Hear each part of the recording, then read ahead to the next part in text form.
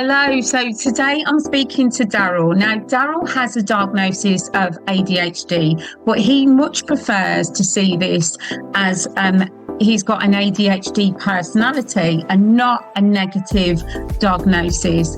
So me and Darrel are going to be discussing how the education system and parenting as well impacts on a child's outcomes with having ADHD. So I know we've had a discussion before we've got started, Darrel, and I know the areas that are children currently really struggling in is the education system, and that it's not really designed for a child with ADHD who may not be interested in certain lessons. They may be very intelligent, but unless that lesson aligns with their interests, they're really going to struggle. What are your thoughts on that? I mean, I totally agree with that. So I think, so the schooling system, obviously, you have to, you pretty much is a box to fix all. You have to all fit in that box, which is not, it just doesn't work. So at school as well, they don't teach you to not focus on your weaknesses. They teach you to focus, try and learn everything. You have to be good at everything, which in real life isn't the case. I learned when I got old and I left school.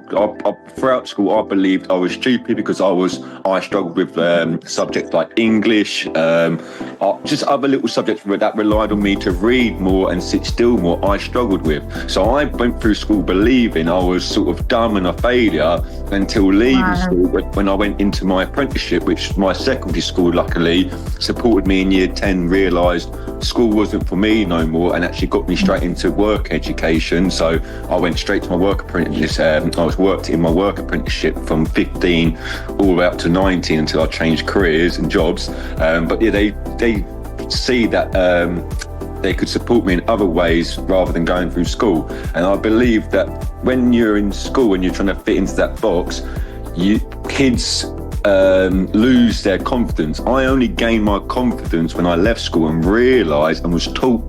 I met a very successful person, which was like an entrepreneur sort of person, a business and stuff. And he taught me that when you leave school, you pay people to do the jobs that you are not good at. So I was no good at English and doing my admin and things like that. So you pay somebody to do your admin for you. But at school, they force you to try and learn something that you are not necessarily that good at. So you can then start giving yourself that you start giving yourself that bad talk saying, oh, I'm no good at things, I'm failing and all this stuff, when really you just need to work out what areas you are good at. Are you good at being a practical person with your hands? Are you a bookworm? Are you like love doing art? Are you really good at art? So, but at school, you don't get the opportunity to really hone into your niches and sort of, and get, I don't know how to explain. You obviously ain't going to be rewarded for not doing so well at English, but I think like the subjects you're not so strong at, schools shouldn't put so much pressure on for you, or bad terms if you fail at them. Like there should be support to say, right then, like you're not obviously literally you're not good in that area. You're not good in that area. So maybe just tutor it a little bit, or just make sure that the kids. So for myself, like English, I'm not great at writing and things like that, but I'm okay with English to get by in life for myself. I can write out things I need to, like letters or whatever, but I'm not going to go and write out a massive book and try and do that in my life. That's not going to benefit me. So at school, if it's not going to, in the real world, I can walk away from things that don't benefit me. But at schools, you're forced to stay in them. And for some kids, for kids without ADHD, they will listen and they will stay in that area that they've been told to stay in it. But with someone with ADHD, where your brain's more fiery and you want to, and you're passionate about things that you're doing or want to do, you can't suppress that temptation of getting getting out your seat or doing something when something's boring you.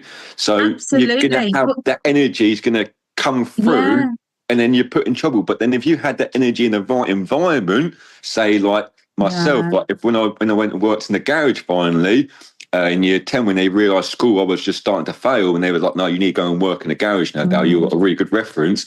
When I went and done that, my brain started getting really positive about myself. Like I was like, I'm not a failure. Like, I'm really good. Like, I can learn something. Everyone that was teaching me, like, Dale, you can learn things so quickly. And then it was when I went and done my other apprenticeship in landscaping. So I was starting in the cars, and I've done a landscaping apprenticeship after. One of the lads that was teaching us there told me, I said, Dad, if I had 6 of you, I'd be a millionaire. And before this at school, I was always told, like, you're dumb or you're this. But I had a bloke come and said, if I had 6 of you, Dale, I'd be a millionaire. You learn so quickly, and your energy, you're constantly going. And that's because I found that environment in the end that served me. And so with a lot of kids nowadays at school and with parents, I was quite lucky. So I wasn't lucky, but I was lucky. And I think I was very lucky to be able to find myself without a parent trying or a teacher trying to micromanage me. So a little bit of history about myself. So I lost my mum at a young age, at 5. My behaviour changed at 7. I didn't have the best family support at home because obviously we were all broken due to what happened to my mum. A lot of my family fell apart. I had a little sister. I've got a little sister. She was 1 at the time, so my dad had to put a lot of his time into my little sister. So I was sort of like not pushed aside, but I got a little bit less attention.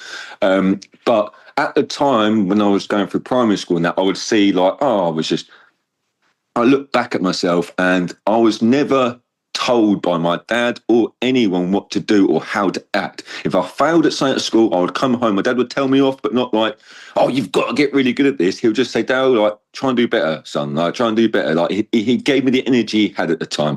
But that energy he had at the time allowed me to find myself because I didn't have a parent or a teacher forcing me to try and get better at something. I wasn't trying to be improved in an area. I wasn't trying to be micromanaged like a lot of kids are now by parents' stuff because they just want to do what's best for their kids. So if a kid's coming home from school saying, oh, you're failing at English, that parent will then maybe like sit that kid down and try and drill that English into their head. And that kid then is losing the excitement of other subjects which they are good at. And then they're too much of energy now is going on to English because they think they're a failure now because their parent wants them to pass at English when really they're really good at art. And now they're losing that passion because all that time is going on to their English after school. So it's like, I was very lucky to have a free roam. And when I left school, like I said, in year 10, and through year 10 where I didn't have someone micromanaging me all my life, and I was able to make my own mistakes, and like I would realise my dopamine levels would get me into trouble because I'd be that little clown for a second to get that little